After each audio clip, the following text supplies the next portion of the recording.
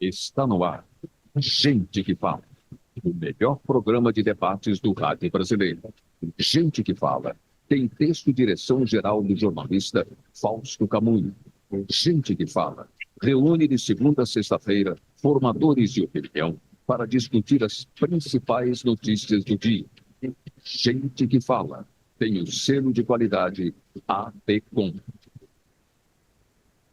Olá, olá! O programa Gente que Fala está começando pela 365, a sua rádio de todos os dias, com imagens na OTV, a TV da internet, também nossa transmissão pelas redes sociais, Instagram, Facebook, o nosso canal no YouTube e a retransmissão a partir das 10 da noite pela Rádio Cultura AM 990 de Dois Córregos, no Centro-Oeste Paulista e 20 cidades da região. Pela próxima hora, todo mundo aí, hein, gente? Todo mundo comentando, curtindo, compartilhando a transmissão do programa Gente que Fala. E você pode fazer perguntas também, interagir com os nossos entrevistados pelo WhatsApp. 973350038 é o número, 973350038.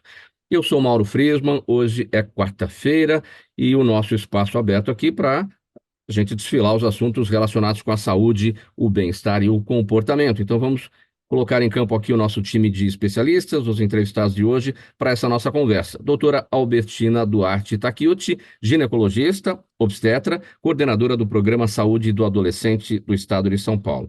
Como está, doutora Albertina? Muito obrigado pela colaboração, mais uma vez a presença com a gente. Tudo bem? Eu me sinto em casa, viu, Mauro? Estava dizendo sempre, muitas entrevistas eu faço, mas eu me sinto em casa com vocês. A Zenilda, o carinho, muito obrigada para vocês. Obrigado pela presença, doutora Albertina Duarte Takeuchi. Também na nossa conversa, aqui na nossa bancada de especialistas, doutor Vicente Odoni, ele é oncopediatra, diretor clínico do Instituto de Tratamento do Câncer Infantil, Itaci. Tudo bem, doutor Vicente? Como está? Boa tarde, bom dia, boa tarde para todos. Muito obrigado pela oportunidade, é um prazer estar com vocês. Prazer é todo nosso, obrigado pela presença. A jornalista Laura Schwenkberg, ela também é analista de perfil comportamental, autora do livro Cuide-se para Cuidar. A Laura está em Brasília nesse momento para essa conversa com a gente. Tudo bem, Laura?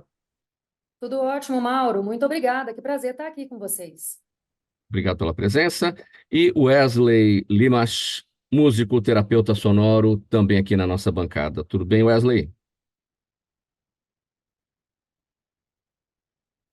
Wesley, cadê você? Acho que perdemos. Ah, não, perdemos. O áudio fechado. Agora sim, vamos lá.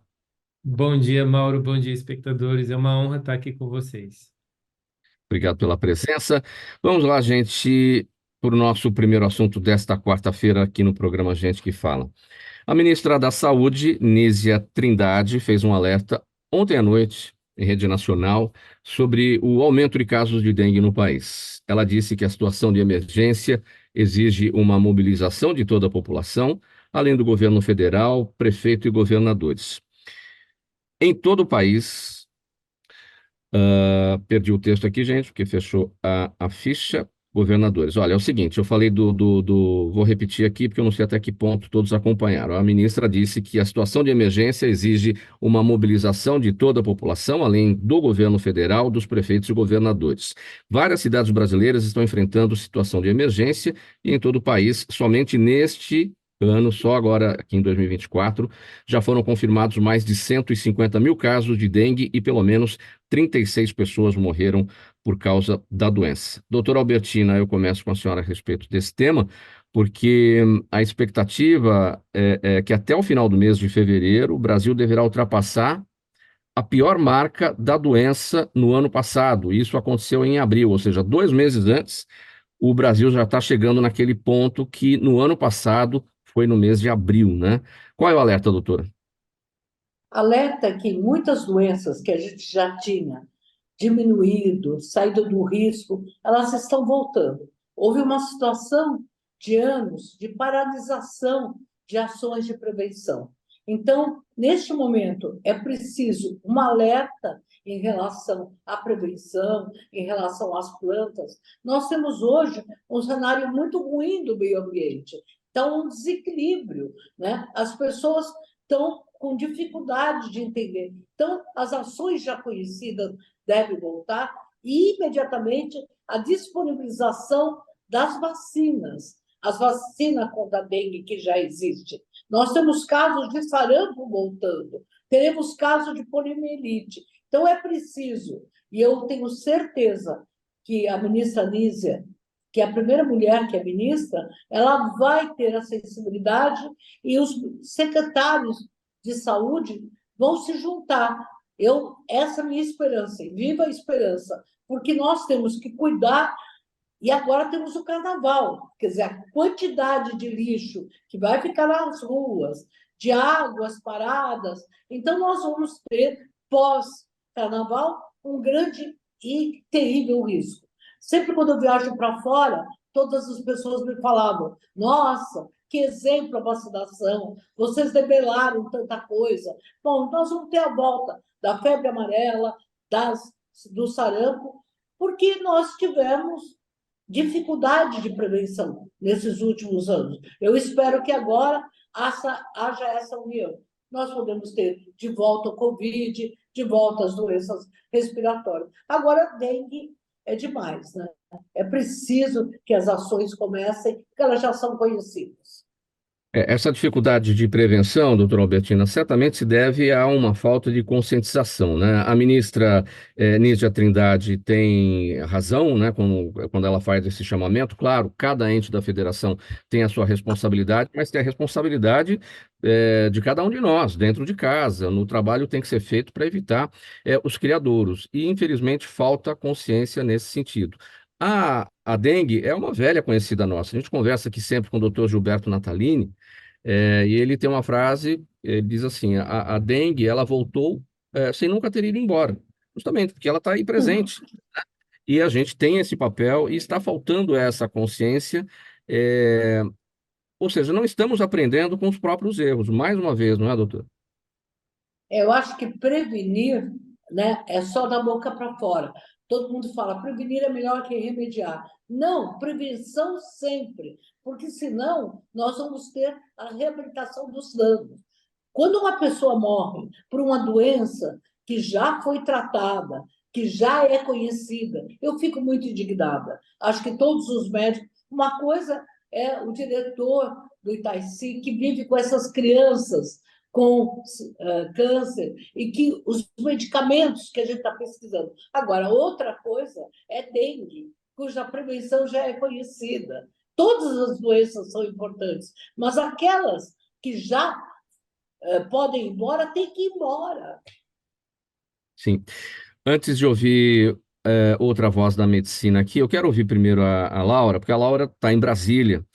E a gente tem Brasília como o principal ponto do país com o maior número de registros de dengue. Depois vem Minas Gerais, Acre, Paraná, Goiás, Espírito Santo, Rio de Janeiro e São Paulo. Como é que está a situação aí? Qual que é o sentimento? Qual que é a sensação? E qual que é a preocupação, né? É preciso fazer o trabalho dentro de casa, não é, Laura?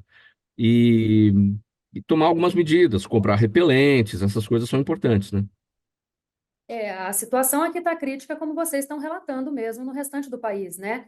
Eu tive dengue há algumas semanas e no dia que eu estava no hospital esperando para ser atendida, sem saber ainda que era dengue, e a minha vizinha saiu do hospital, minha vizinha do prédio, e ela saiu já dizendo, no meu caso é dengue. E aí, quando eu entrei para ser atendida, meu caso também era dengue. E ontem, na academia, por exemplo, faltou um professor porque está com dengue.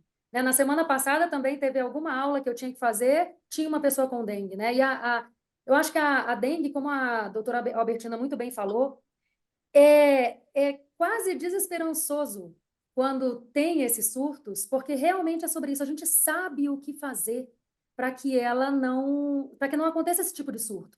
Só que o problema da dengue, principalmente, é que se cada um, né, não faz a sua parte, vamos lá, se a maioria das pessoas fazem a sua parte, mas tem aquelas pessoas que não fazem, a gente vai acabar tendo focos e esses focos podem ocasionar surtos como esse que está acontecendo. Então, é muito delicado, né?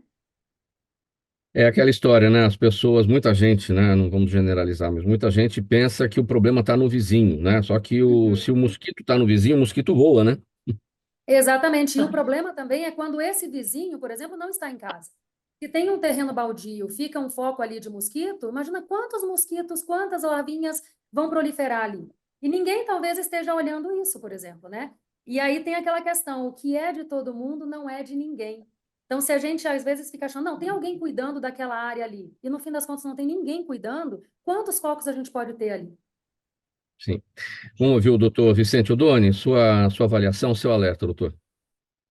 Bom, eu concordo em gênero, número e grau com tudo que foi colocado, né? Aqui na Universidade de São Paulo, há muito, no Departamento de Pediatria particularmente, a gente acompanha há muitos anos os esforços desenvolvidos pelo Instituto Butantan no sentido de criar uma nova vacina contra a dengue.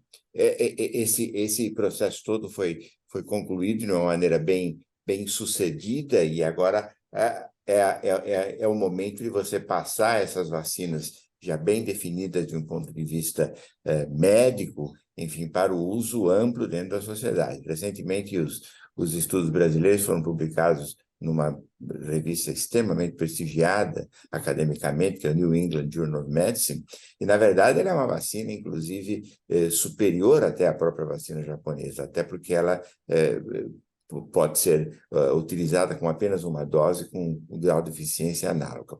Veja, existe o conhecimento para resolver isso, existe o chamamento à responsabilidade social para que nós possamos, enfim, prevenir todo esse tipo de processo, mas como a doutora Albertina falou, a dengue é um exemplo de uma série de outras doenças que têm esse potencial de retorno muito grande. E se a gente for olhar no basal de tudo isso, nós vamos ver que talvez a coisa mais importante, ou certamente a coisa mais importante, é o investimento em saneamento público, em saneamento básico, que é, infelizmente, aquém do necessário aqui no nosso país. Quer dizer, nós estamos analisando a dengue como um exemplo, mas, na verdade, ela é algo que reflete muitas e muitas coisas que acontecem dentro do nosso país e que poderiam ser evitadas ou extremamente minimizadas se nós tivéssemos investimentos em saúde pública efetivos de uma maneira bastante consistente. Infelizmente, essa coisa não existe, né? Eu ouvi alguns anos atrás, eu não me lembro se foi o governador Mário Covas, alguém falou isso, enfim, lamento não poder dizer quem foi, mas se o investimento em saúde pública implicasse, por exemplo, em se fazer tubulações, canos, etc., que ficassem acima da superfície, não enterrados no chão, aí propiciando inaugurações, enfim, movimentos de abertura muito chamativos, digamos assim, essa coisa de saneamento público poderia estar resolvido já há muito mais tempo. Enfim, é algo que nós temos de olhar de uma maneira muito séria. Uma das medidas que o poder público poderia tomar, doutor Vicente, não sei se essa ideia já existe, mas ela seria muito mais barata do que a vacina, até porque a vacina ela é muito limitada, é o caminho para isso, a gente vai ter que chegar lá em algum momento. É a distribuição de repelentes com aquela substância, são várias, né? Mas a principal delas é a icaridina, que ela é bastante eficiente contra o mosquito da dengue, né? Para que a população possa usar isso, certamente traria um efeito muito, muito eficaz, né?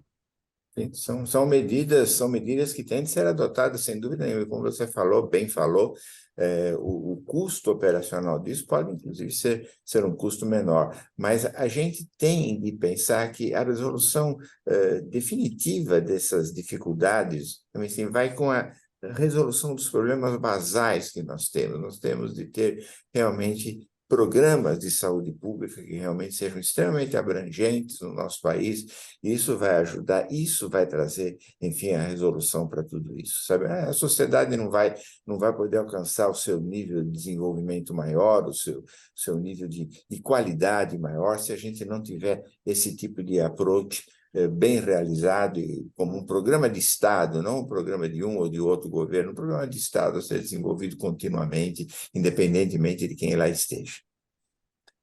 Mauro, Wesley, eu diga. estava pensando que acho que tem medidas diretas. Por exemplo, na casa, as pessoas terem cuidado com a higiene e com as águas paradas. Mas na cidade, nós temos águas paradas, nós temos esgoto. Eu moro aqui perto do Rio Pinheiros, que a vida inteira está sendo falado que vai Nós temos rios parados no Brasil, nós não temos o saneamento básico ainda, muitas cidades sem. E pós essas enchentes, as medidas, eu tenho preocupação com todos os lugares que tiveram enchentes. Quer dizer, agora na seca, nós temos um grande forno em todos os lugares. Eu acho que concordo com você, os repelentes que podem ser dados, acho que o centro de saúde tem, custa muito caro um repelente para as pessoas. Claro. E é possível também estar colocando sprays na casa. E uma outra coisa que eu alerto, a falta de vitamina B e a falta de vitamina D, porque quando você come menos feijão, come menos, toma menos sol ou come menos vitaminas, a sua pele também fica mais sensível a tudo isso. Vamos ouvir o Wesley também. Wesley, seu pensamento, seu sentimento sobre esse momento aqui da dengue no Brasil. E juntando a tudo isso, que foi muito bem falado aqui por todos, ainda nós temos o fenômeno de aquecimento global. Então, o El Niño, ele está aí. Então, assim, nunca o calor foi tão forte na nossa história como está sendo agora. E aqui em São Paulo, por exemplo, tem acontecido muita chuva seguida de calor, e muita chuva e muito calor. Então, consequentemente, os mosquitos têm aumentado muito, a gente percebe visivelmente no dia a dia, principalmente no fim da tarde. Algumas medidas de proteção e de prevenção também, como a gente já falou aqui, não têm sido tomadas. Por exemplo, até em questão de plantas que a gente poderia ter antigamente, hoje em dia a gente precisa ter cuidado. Por exemplo, uma bromélia, ela acumula bastante água no núcleo dela e é um foco potencial de ovos da dengue. E a gente tem que repensar, será que eu vou poder ter essa planta em casa ou não? Então, talvez não, porque o cenário mundial está ficando diferente, o mundo está mais quente, e agora também vem o carnaval, vem mais lixo na rua, então são ingredientes para uma potencial, não sei se eu posso dizer epidemia, mas um aumento significativo nos casos de dengue. Sim, o risco é iminente, né? Se a gente não tomar as medidas individualmente, a gente pode ter um cenário bem complicado. Mas vamos ser otimistas, vamos olhar o lado meio cheio do copo, né? Bom, vamos seguir para o próximo tema aqui, nessa edição do programa Gente que Fala. Quarta-feira, sempre os assuntos da saúde, do bem-estar e do comportamento. O câncer infanto-juvenil engloba vários tipos da doença e em diferentes áreas do corpo, e costuma afetar tecidos de sustentação e do sistema sanguíneo. Por não haver prevenção para o câncer nessa fase da vida, é fundamental o diagnóstico precoce da doença e o tratamento no estágio inicial para aumentar as chances de cura. Segundo especialistas, é preciso estar atento a sintomas como perda de peso acentuada, febre persistente, manchas pelo corpo e cefaleia intensa associada a vômitos, entre outros sintomas, outros sinais também, né? Doutor Vicente, vamos começar abordando números. Qual que é a prevalência do câncer infanto-juvenil no Brasil? Olha, a estimativa é que nós tenhamos no nosso país, entre 0 e 18 anos, nesse ano de 2024, ao redor de 9 mil casos de câncer. Enfim, isso é um pouco, certamente é subestimado. Nós temos registros de câncer de base populacional que não são muito fortes aqui no nosso país. Temos mais bem desenvolvidos os registros de câncer de base hospitalar, que tem uma visão um pouco mais limitada desse quadro incidental do câncer. Mas é um número que aparentemente é um número pequeno, mas se a gente for comparar com outras mazelas, a própria dengue que nós estamos falando até agora, por exemplo. Mas se você for olhar no nosso país, a mortalidade de crianças em idade pré-escolar até o final da adolescência, digamos assim, até ao redor dos 18 anos, não é bem o final da adolescência, mas até essa faixa etária, nós vamos ver que o câncer é a segunda causa de mortalidade, como doença é a primeira, ele só perde para as doenças, para situações ditas secundárias a acidentes, violência, etc., coisas, mazelas da sociedade mesmo. Como doença é a primeira. Então, é uma situação extremamente relevante. Duas informações, ou algumas informações que são importantes. Você falou em diagnóstico precoce, isso é fundamental. No adulto, você tem muito mais possibilidade de adotar atitudes preventivas. Vamos não fumar, dietas apropriadas, etc., para que você minimize o surgimento de neoplasias. Isso não significa que nós não devamos fazer isso com as crianças também. Pode ser que eu não tenha muito impacto no câncer infantil, mas eu vou ter nessas crianças que vão se tornar adultos depois. Outra lembrança que nós temos de ter é que o câncer ele não é uma situação que você olha para a criança e só de você visualizar aquela criança, você diz que ela tem ou vai ter um câncer. Crianças não são predestinadas a ter o câncer, e a apresentação do câncer mimetiza situações pediátricas corriqueiras. A boa notícia é que em câncer pediátrico existe uma rede social muito grande por todo o país, virtualmente, de pessoas, de ONGs dedicadas a apoiar o câncer infantil. A outra boa notícia é que, tecnicamente, nós estamos muito avançados, nós dominamos todas as etapas do tratamento oncológico, essencialmente, isso em idade pediátrica e em idade adulta, e a má notícia é que essas coisas são muito restritas aos grandes centros de investigação, privados e públicos, como universidades, etc. Mas se você pegar como exemplo o estado de São Paulo, se nós alcançamos aqui na Universidade de São Paulo resultados de tratamento de leucemia, que é o câncer mais comum da infância, que pode, em algumas formas, chegar até 90% de sucesso, se nós formos olhar o estado de São Paulo como um todo, populacionalmente, a chance de êxito entre 0 e 18 anos é menos da metade disso, é 40%.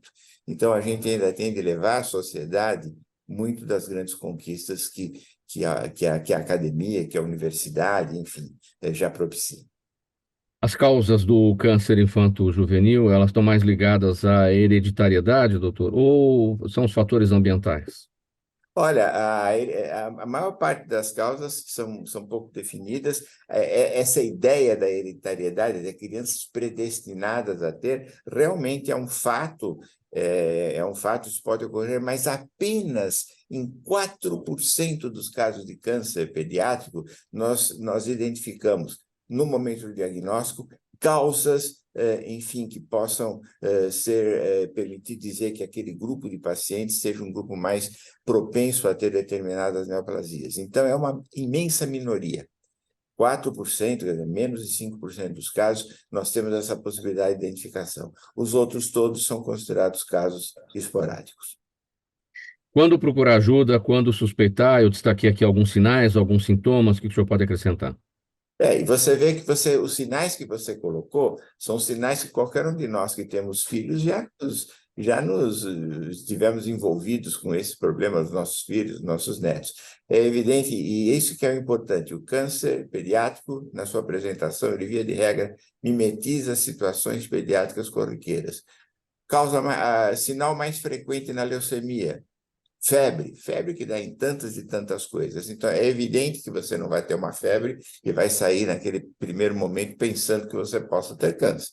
Mas se esse sintoma não resolve, se ele é conspícuo, se ele progride, isso passa um certo tempo e você não tem uma explicação razoável para aquilo, nós não devemos ter medo de procurar. Essa é outra história, não podemos ter medo de fazer o diagnóstico de câncer. A luta contra o câncer é uma luta que vale a pena ser lutada. Em termos genéricos, claro, há formas que você trata mais, outras que você trata menos, mas em termos genéricos, pelo menos 75%, 80% das crianças com câncer podem ser curadas com aquilo que a palavra cura quer dizer, né? Crescer, casar, se desenvolver, estudar, produzir, integrar-se à sociedade. Então, é uma briga, torno a dizer, uma briga que vale a pena ser brigada. Para ouvir o doutor Mauro, Alberto também? Sim, eu posso aproveitar para fazer uma pergunta para o doutor Vicente? sim. Pode, Que Laura. ele acho que já começou a responder, mas eu acho legal fazer essa pergunta. É o seguinte, doutor Vicente, eu certa vez escutei que, de um modo geral, claro que não dá para a gente generalizar, mas que, né, na grande maioria dos casos, o câncer infantil ele tende a ser mais agressivo do que Isso. o câncer em adultos, mas ele também tende a ter uma chance muito maior de cura nas crianças, especialmente quando é descoberto cedo. E aí eu queria confirmar com o senhor se essa informação procede realmente dessa forma. Procede sim. Na idade adulta, muitas vezes nós encontramos cânceres limitados, cânceres passíveis de remoção cirúrgica, por exemplo, e isso fez com que, se a gente for olhar a história da oncologia, o câncer de adulto começou a ser tratado com alguma eficiência muito antes do câncer pediátrico. O câncer pediátrico, via de regra, ele é uma doença generalizada. Agora, se você comparar uma leucemia, por exemplo, de adulto e uma leucemia de criança, o resultado em criança é muito melhor. A que se deve isso? Deve-se a características biológicas, mas deve-se a um outro fator também muito importante, características biológicas, diagnóstico precoce, como você falou, mas uma outra coisa muito importante, a criança, ela, ao contrário do que talvez a gente possa pensar, ela tolera agressões sobre o seu organismo com quimioterápicos, enfim, drogas que são repletas de efeitos colaterais de uma maneira muito mais potente, digamos assim, do que o adulto. Quando os médicos, os cancerologistas de adulto e os pediatras conversam e os cancerologistas de adulto olham as doses que nós usamos para criança, as pessoas até se assustam, né? O adulto não vai tolerar isso. Mas, na verdade, esse é um ponto muito importante dentro da idade pediátrica. Isso é um fato. No que tange a doenças generalizadas, a chance de sucesso em idade pediátrica é, sem dúvida nenhuma, muito maior. Doutora Albertina Duarte, já tem um bom tempo, até porque nessa cultura de você buscar o tratamento, de você prestar atenção no que está acontecendo e encontrar de forma precoce a doença para fazer o tratamento, aquela sentença que existia de morte, né, quando vinha a notícia do câncer, isso já não existe mais, justamente pela evolução, pelos tratamentos e pela a mudança de cultura das pessoas quando param de pensar aquela ideia de que quem procura acha. Tem que achar mesmo. Se você procurar e se tiver que achar, vai achar para poder tratar, né, doutora? Eu acho, primeiro quero parabenizar meu colega, diretor de Itaici, que é uma esperança, né? Quando eu estou no Hospital das Clínicas, também na USP, quando a gente pensa num caso ginecológico, por exemplo, só para você ter ideia, tem meninas que têm câncer ginecológico e que então precisam ter uma cirurgia, mas o fato de ter essa mudança, por exemplo, agora nós já tivemos uma manchete, Rei Chaves terceiro está com câncer de próstata. Então, hoje, os artistas falam, a Preta Gil falou, estou com câncer. Quer dizer, antigamente era tudo escondido. Antigamente, que eu digo, 5 anos atrás, 10 anos atrás. Então, primeiro, câncer mata, sim, se você precocemente não tratar e se não tiver acesso à tecnologia, aos diagnósticos. Então, o SUS, que eu defendo sempre, ele tem uma responsabilidade muito grande na forma que ele está podendo acolher as pessoas. Então, diagnóstico precoce, tratamento adequado, isso vai fazer com que as mães e as pessoas, os profissionais, os pais e os profissionais de saúde tenham essa esperança. Eu quero deixar claro aqui, eu não abri, mas é a primeira vez, meu marido, que tem 80 anos, teve um câncer agressivíssimo de bexiga agora. E ontem nós fizemos o PET scan, ele tem 90% de regressão das lesões. Eu estava preparando a minha família e a mim mesmo. No outro programa que eu fiz, o diagnóstico era trágico. Mas veja bem, a gente pode fazer o DNA do tumor. Você tem um tumor, você faz o DNA e aí medicamentos específicos. Veja, é preciso pesquisas e é preciso espaço. Então, quando eu vejo o hospital que acolhe, tem psicólogo, tem tanta coisa, até pessoas que fazem cursos, né, não saem da escola, é fundamental. Essa sentença, eu vou morrer, tem que sair. Vão morrer todos nós. Então, a gente pode ser atropelado agora, mas essa esperança tem que ser dada para o paciente, tem que ser dada para todo mundo.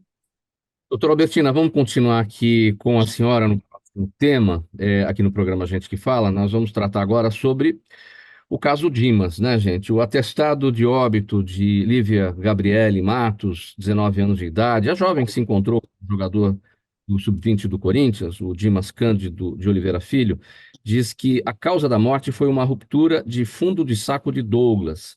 é uma região localizada na parte baixa do abdômen. O rompimento é bastante incomum, segundo os especialistas, mas pode ocorrer durante uma relação com pouca lubrificação, por causa do ressecamento, se o ato sexual for intenso ou até se for utilizado algum tipo de objeto. E por se tratar de uma região muito vascularizada, ou seja, com muitos vasos sanguíneos, né, o sangramento costuma ser muito forte, e foi isso que aconteceu com a Lívia, a ponto de levá-la à morte depois de 4 paradas cardíacas, né? Doutora Albertina, há um ponto de interrogação gigante, né, diante das pessoas em relação a esse caso, em relação a essa situação do sangramento do fundo de saco de Douglas, né? Porque é uma informação técnica, né? Exatamente do que se trata, o que é que pode acontecer diante, né, de um ato sexual, diante de uma relação, que foi o que aconteceu entre eles dois. Eu acho que foi fundamental essa discussão na mídia, porque adolescentes não sabem, mulheres mais velhas também não sabem. Eu vou fazer uma demonstração aqui. Veja, aqui é uma vulva e essa entrada, o ímã fica aqui. O que é o saco de Douglas? Chama-se Douglas, que James Douglas deu esse nome. Ele é o fundo da vagina, lá para o fundo. Então, a vagina tem de 8 a 11 centímetros apenas, mas ela é elástica. Então, no fundo da vagina, tem uma membrana que separa a parte baixa, e essa membrana, ela é bem fina e tem muito sangue, como você disse. Ela está entre o útero e o reto.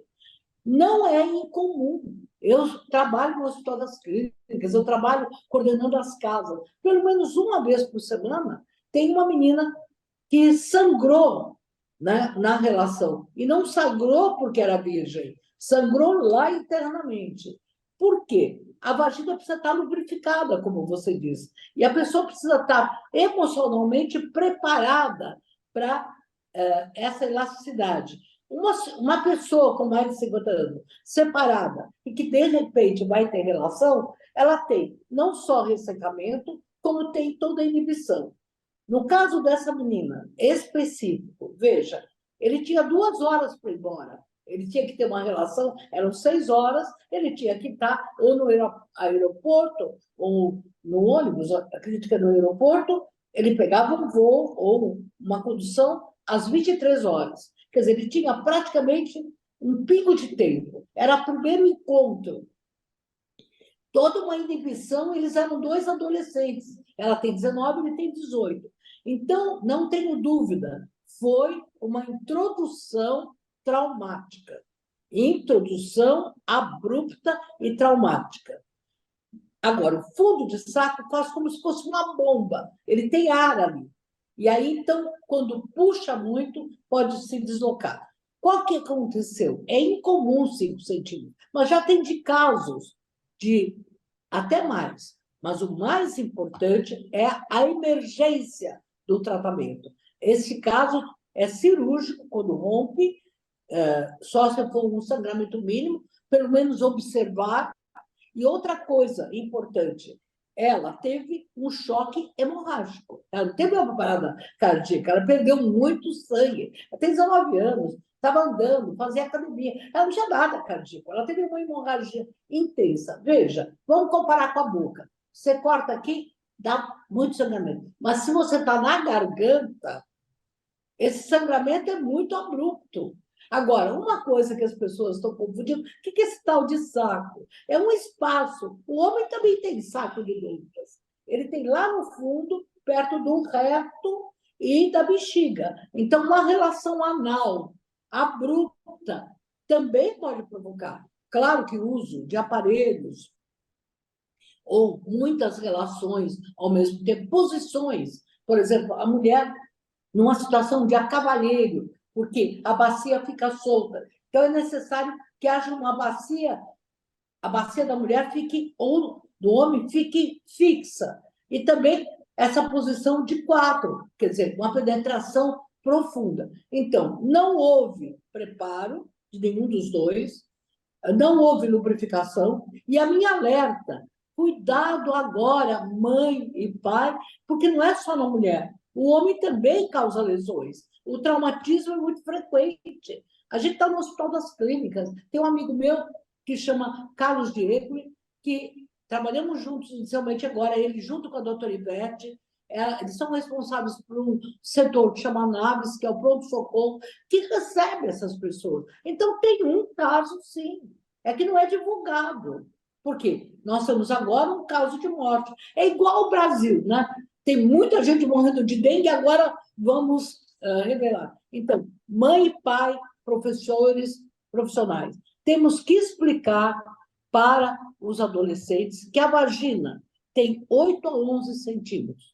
O pênis, eu costumo dizer, se todo mundo tem uma aspiração pelo tamanho, mas é o tamanho do carinho, uma forma abrupta, que eu acredito, ela era uma atleta, estava com pressa, ela não estava lubrificada. Agora, eventualmente, pode ser usado, sim, algum aparelho, mas é a mesma forma.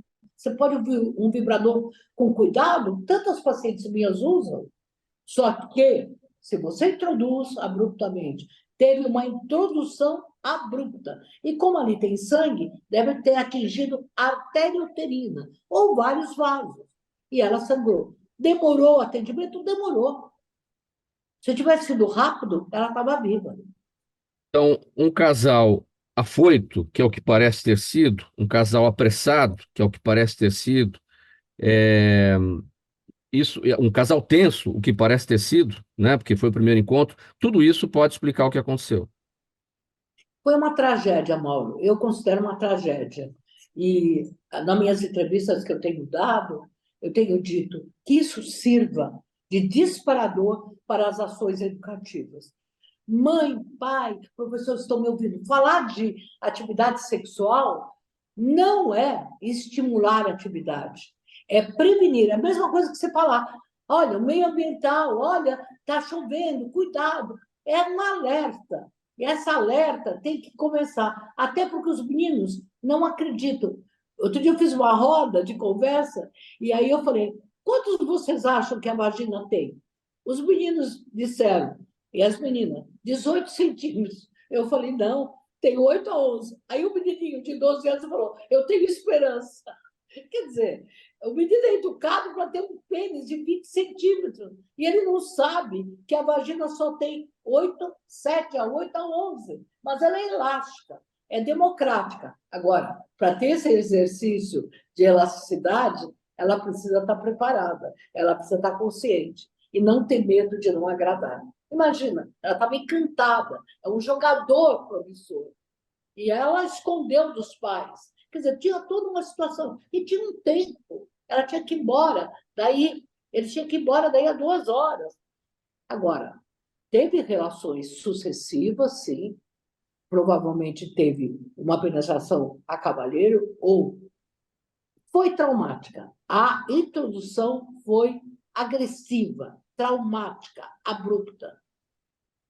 O programa Gente que Fala vai dar uma paradinha agora para o nosso intervalo. Você acompanha a mensagem do nosso apoiador. É rapidinho, a gente já volta com a sequência dos nossos temas. Um gole de água para cada um. Até já.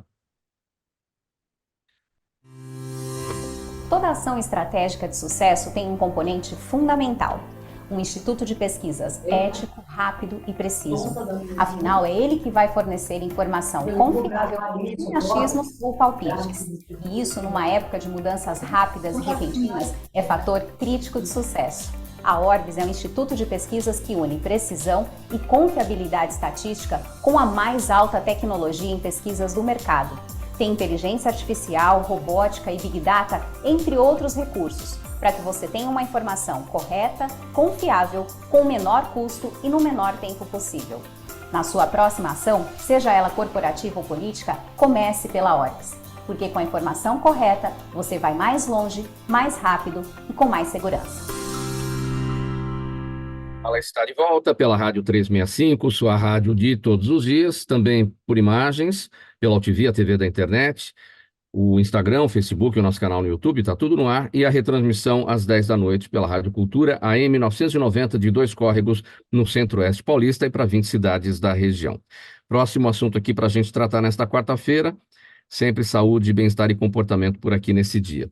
Olha, o livro Cuide-se para Cuidar, de Laura Schwengberg, está aqui com a gente na nossa conversa, convida as mães contemporâneas a refletirem sobre a importância do autocuidado como imperativo para a saúde mental, ou seja, como algo imprescindível para a saúde mental. No livro, a Laura, que é mãe de 4 filhos, questiona crenças e papéis atribuídos às mulheres na maternidade e encoraja o público feminino a nadar contra a maré de pressões. O objetivo da autora, com essa obra, é estabelecer diálogos honestos e respeitosos sobre os desafios enfrentados no dia a dia para reduzir o sofrimento. Laura, vamos lá falar sobre o seu trabalho. Como é que você chegou à conclusão sobre essas estratégias, né, para lidar com a saúde mental na maternidade, contra essas dores da maternidade, dores mentais, né? Ela começou, eu não tenho como não citar isso, pela minha própria experiência pessoal, né? Lá atrás, eu já fui esta mãe que tentava dar conta de tudo sozinha, que achava que tinha que dar conta de tudo, por mais que eu tenha, né, tem meu marido, tem esse pai atuante e tudo mais, mas eu acreditava, eu cresci, como muitas mães ainda hoje acreditam, né, que a gente cresce realmente achando que cuidar da casa, dos filhos, é um papel prioritário da mulher. É a responsabilidade prioritária dela e só dela. E lá atrás, quando eu me tornei mãe, e eu também tentei dar tudo de mim para os meus filhos, eu comecei a me perder de mim mesma, né? E aí, depois eu estou aqui literalmente simplificando em questão de 1 minuto, talvez, anos da minha vida, né?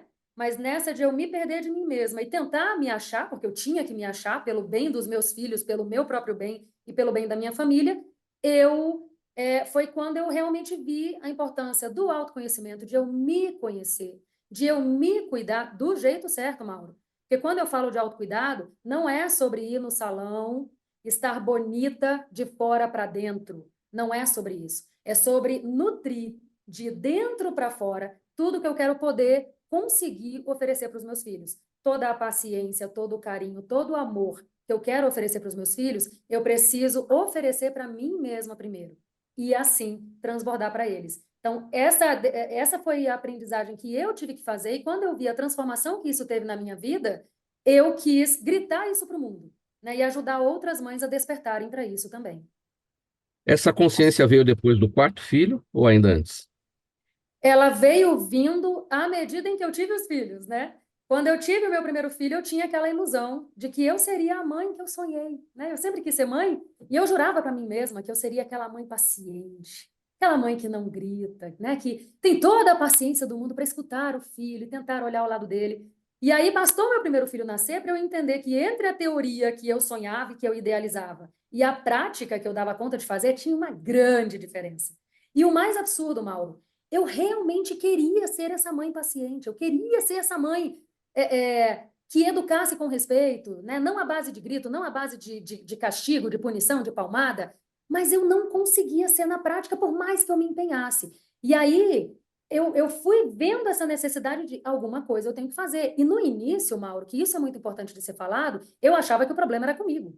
Eu achava que eu era uma mãe ruim. Eu achava que só eu passava por isso. E aí, com o tempo, aí foi vindo o segundo filho, a situação ficou mais crítica, eu fui vendo ainda mais a necessidade de realmente fazer alguma coisa, porque imagina, né? Com um já era difícil, com 2 mais difícil ainda. Quando veio a terceira, foi que eu vi, olha, das duas, uma. Ou eu realmente consigo fazer alguma coisa de prático para mudar isso aqui, ou eu vou surtar, literalmente, vou, sei lá, vou parar num manicômio, essa era a sensação que eu tinha, e eu vou surtar meus filhos juntos, né? Ainda vou atrapalhar a saúde emocional deles. E aí, claro, que foi todo um processo para eu, literalmente, parece óbvio falando agora, mas na época eu não conseguia enxergar, como eu sei que muitas mães não enxergam, que, sem perceber, por mais que eu soubesse que estava ruim a situação, era como se eu esperasse que a solução caísse do céu. Era como se eu esperasse que o meu marido fizesse alguma coisa, ou meus filhos mudassem o comportamento para que eu tivesse um pouco mais de paciência. E foi todo um processo para eu entender que não era sobre o comportamento dos meus filhos, era primeiro sobre a forma como eu lidava com isso. Sobre como eu mesma via a maternidade, o meu papel como mãe, a divisão de tarefa ou não com o meu marido e tudo mais, entende? E aí, quando eu despertei para isso, e inclusive compreendi que eu é que tinha que tomar uma atitude, Não adiantava eu esperar que os outros resolvessem o que não estava bom para mim. Então, só depois que eu trouxe para minha autorresponsabilidade de me ver como responsável por isso, é que a mudança realmente começou a acontecer, porque aí é que eu fui dar passos significativos, como eu já falei, em relação ao meu próprio conhecimento. E de olhar para mim com mais carinho, e de aprender a lidar com os meus próprios erros também com mais carinho. Você, hoje em dia, nesse momento, você já se considera cuidada para cuidar ou você está a caminho disso? É um processo que não chegou lá. Eu me considero, com a graça de Deus, muito bem cuidada, mas ainda em processo. Porque autoconhecimento e autocuidado, Mauro, assim como todos os auto que são importantes na vida, né? Autoacolhimento, autoempatia e tudo mais, isso é um processo para a vida toda. É uma coisa que não vai acabar nunca. A Laura que eu sou hoje, ela é infinitamente melhor no sentido de que sabe muito mais coisa, tem muito mais conhecimento, tem muito mais ferramentas, inclusive, para lidar com os desafios da maternidade e da vida como um todo, do que a Laura, obviamente, que eu era há 10, 5 anos. Mas a Laura de daqui a 5 anos, com a graça de Deus, vai ser muito melhor que a de hoje. Porque a gente segue aprendendo, e isso não vai parar nunca. É para tudo na vida. Da mesma forma que ó, a doutora Albertina e o doutor Vicente, eles podem ser profissionais incríveis hoje. Eu tenho certeza que eles continuam estudando e continuam aprendendo e vão ter que fazer isso sempre, inclusive para a questão profissional. Para a nossa vida é do mesmo jeito. Sobre o processo para a vida toda, Laura, isso me leva lá para o futuro e pensando até, eu gosto do título do livro, Cuide-se Uhum. para cuidar, porque eu acho que ele vale para a vida toda, essa frase vale para a vida toda. Quando os pais estão velhos e os filhos precisam cuidar dos pais, e eles precisam se cuidar também para poder ter a condição de cuidar dos pais. Então, o cuidar-se para cuidar vale a vida toda, né? E vale para todos. Muito bem colocado, Mauro. Por mais que eu tenha escrito esse livro, né, o linguajar dele é uma conversa de mãe para mãe. Mas eu tenho homens que já leram meu livro, né, e trouxeram esse feedback para mim. Ele é para os pais também. Ele é para os professores. Ele é para os médicos, que também precisam se cuidar para cuidar dos seus pacientes. É para todos nós, porque autoconhecimento e o autocuidado é para todo mundo, Mauro. É necessidade básica. A gente acha que isso tudo é coisa supérflua. É de quem tem dinheiro, é de quem tem condição, é de quem tem tempo. Não, é necessidade básica para a nossa saúde mental. Está nas melhores livrarias.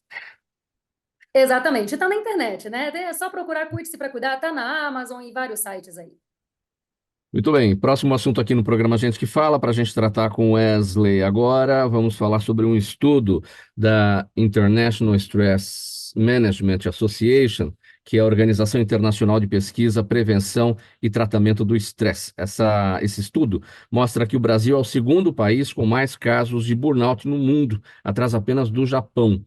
Reconhecida como doença ocupacional desde 2022, a síndrome de burnout é um distúrbio emocional caracterizado por esgotamento físico e mental e provocado por situações desgastantes no ambiente de trabalho, ou seja, uma questão ocupacional. Para tentar evitar esses casos, muitas empresas têm adotado o Sound Healing, do inglês, Sound Healing em português, cura sonora, que ajuda no relaxamento e reduz o estresse dos funcionários. Como é que isso funciona, Wesley? É muito bom estar podendo falar sobre essa técnica e podendo divulgar para mais pessoas. Eu mesmo já fui vítima do burnout. Eu trabalhei 9 anos em uma empresa e me dei conta quando já estava num nível super desgastado, até que não deu mais, e aí eu precisei sair. Depois disso, eu fiz todo um cuide-se para se cuidar, né? Para poder tratar e cuidar do autoconhecimento e conhecimento e muitas terapias integrativas, até que eu passei a entender que não era só eu que passava por essas dores, por essas dificuldades, e tinha muita gente que trabalhava comigo e em outros setores que também tinham as mesmas dores. Então, como eu já sou músico há 24 anos, eu aliei o Sound Healing como um método para que eu pudesse cuidar das pessoas que sofriam dessas dores. Então, a terapia do som, que a gente pode chamar assim, traduzindo para o português, ou massagem sonora, ela faz um alinhamento das ondas sonoras com as ondas cerebrais. Então, quando as pessoas estão extremamente estressadas, elas estão em nível beta muito elevado. Então, quando você entra num estado de relaxamento, você vai para um estado cerebral alfa, e mais profundo ainda, você vai para o estado teta. Então, as ondas sonoras, elas fazem um entrelaçamento, que traduzindo o fenômeno seria chamado de entrainment, a gente pode dizer que é entrelaçamento. Então, fazendo esse entrelaçamento, as pessoas visitam um local dentro do cérebro delas que elas provavelmente nunca visitaram na vida, principalmente nós brasileiros, nós ocidentais, porque nós não temos a cultura de meditar desde criança, como, por exemplo, um monge tibetano ou um yogi indiano.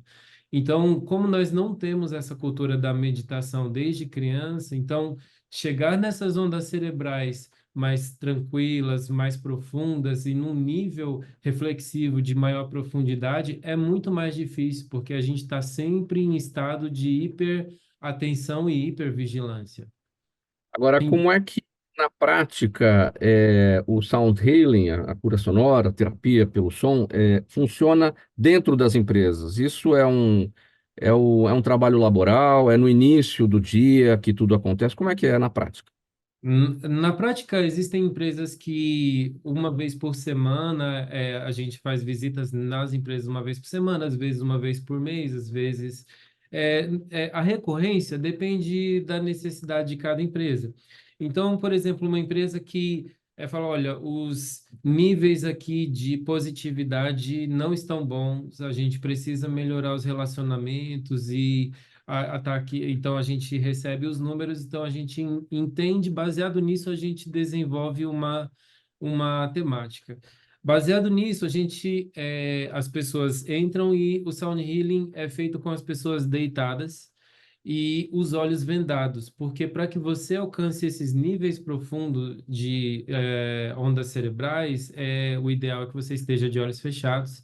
E esse entrelaçamento das ondas sonoras com as ondas cerebrais, ele é feito usado instrumentos com comprovação científica já publicada e pacificada entre os cientistas. Então, tem as tigelas tibetanas, o Rendipan suíço, porque o sound healing é uma técnica de vários instrumentos de várias épocas, várias histórias, várias etnias e povos diferentes.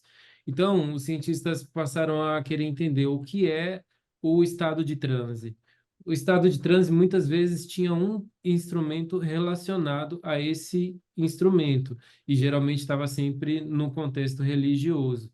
Já o sound healing, ele já entra no contexto científico, usando toda essa gama de instrumentos. Então, as pessoas costumam entrar num estado de estresse, vamos supor, supor não, né? Porque é o fato do dia a dia. Vamos dizer que no estado normal, que é o de estresse, e quando termina, a frequência cardíaca, as ondas cerebrais, a respiração, tudo está mais coerente, tudo está mais tranquilo, mais calmo. Então, as pessoas começam a pensar com mais clareza, com a respiração mais profunda.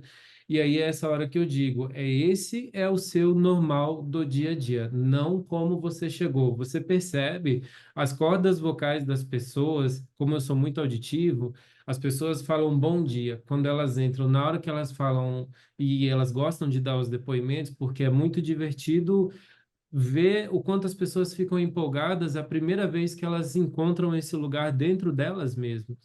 Então, quando elas vão falar, as cordas vocais estão relaxadas, a voz está mais aveludada, e aí nesse momento que as pessoas percebem que o normal dela não é aquele estresse, aquela taquicardia, aquela respiração elevada.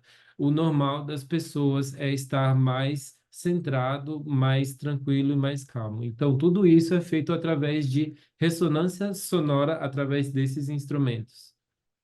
Muito bem. Perguntas da nossa audiência, uma para cada um. Eu vou pedir brevidade, gente, porque o tempo está aqui apertado, para a gente responder a todas elas, tá? Wesley, a Marcela Cabrini no Instagram quer saber se o sound healing pode ser feito por conta própria e se há risco de o resultado não dar certo, porque foi feito por conta própria. Sim, por conta própria não é muito recomendado, porque, por exemplo, existem algumas contraindicações. Uma pessoa que está com mais de 5 meses em estado de gestação não é recomendado. É muito comum quando a gente está fazendo as sessões de sound healing e tem alguém gestando, a gente sempre tenta trazer com pessoas com menos de 5 meses, ou a gente avalia caso a caso, mas é muito comum você ver o bebê se movendo numa velocidade elevada, porque o líquido amniótico começa a se mover por conta da água do corpo. O que acontece? O som se move 4 vezes mais rápido na água do que no ar. Então, quando esse som entra em contato com o nosso corpo, você sente uma sensação de algo está acontecendo, como mais ou menos acontece na acupuntura. A acupuntura, quando chegou, as pessoas eram céticas em relação a isso, porque, mas você vai espetar a pessoa e no que é isso? E hoje já é receitado no SUS. Então, Sim. uma pessoa que usa marca-passo, a gente precisa tomar cuidado, porque você vai colocar o metal, uma taça tibetana em cima do corpo da pessoa. E o sound healing, existem muitos instrumentos que parecem que são intuitivos, porém, há que se ter uma técnica, existe uma linha de raciocínio, existe uma dinâmica, existe uma lógica. Se você não respeitar essa lógica, você não consegue alcançar o resultado obtido. Doutor Vicente, o Ricardo Neto no Facebook pergunta como explicar à criança sobre o câncer, especialmente responder à pergunta dela, né? O que vai acontecer comigo? Bem breve aí, Olha, doutor. o grande segredo é nunca mentir. É evidente que você não precisa explicar com detalhes, além da possibilidade de compreensão daquela criança, daquele entendimento, e nem detalhes que não sejam relevantes naquele momento para o manuseio que está sendo feito naquele instante. Mas ela deve saber que é uma doença mais grave, vai exigir um tratamento diferente daqueles que ela teve até agora para outras coisas simples que ela apresentou, dores de garganta, de ouvido, etc. E se ela chegar a perguntar a você, e muitas vezes isso surge na evolução, se aquela doença pode matar, você tem de ser honesto e dizer que pode matar. E que todos nós estamos aqui juntos para evitar que isso aconteça, para que ela possa ter a melhor vida e a mais longa vida possível. Mas o segredo básico, a coisa básica é você ser verdadeiro, honesto, nunca mentir. Laura, pergunta do Jaime, do Jardim Bom Filhole, aqui em São Paulo. Obrigado, Jaime, aqui pela participação, sempre mais uma vez. Ele quer saber o seguinte: ele diz aqui que cada vez mais os idosos estão morando sozinhos, né? E aí a pergunta dele é qual é o perfil comportamental deles? Como assim? Eu não entendi a pergunta. Ele contextualiza dizendo que os idosos cada vez mais estão morando sozinhos. Aí a pergunta dele é qual é o perfil comportamental desses idosos? Por conta da minha formação em análise comportamental. Sim. Provavelmente. Então, Jaime, não tem como eu te responder isso, porque nem mesmo eu que sou analista, mesmo eu olhando, por exemplo, estou aqui há 1 hora conversando com o Mauro. Eu não tenho como só olhando dizer o perfil comportamental do Mauro. Até porque a gente adapta o nosso comportamento também. Eu nunca vou saber se eu estou olhando a essência dele ou uma adaptação que ele está fazendo. Né? Então, assim, a única forma que a gente tem de realmente descobrir o perfil comportamental de alguém é esta pessoa fazendo a sua análise comportamental. Doutora Albertina Daniela Neves, ela está no YouTube, pergunta para a senhora qual é o impacto que o resultado do julgamento do jogador Daniel Alves, que deve ser concluído essa semana ainda, a expectativa, né, pode ter aqui no Brasil em relação às questões ligadas ao abuso sexual. Seu áudio fechado, doutora Albertina, pode abrir, por gentileza. A gente fechou preventivamente por causa de barulhos, mas pode abrir. Consegue abrir, doutora? Tem auxílio aí para abrir o áudio? Vamos lá. Ainda não. Alguma dificuldade aí, né, doutora Albertina? Embaixo do lado esquerdo da tela. Em cima do microfone. O ícone do microfone embaixo do lado esquerdo da tela.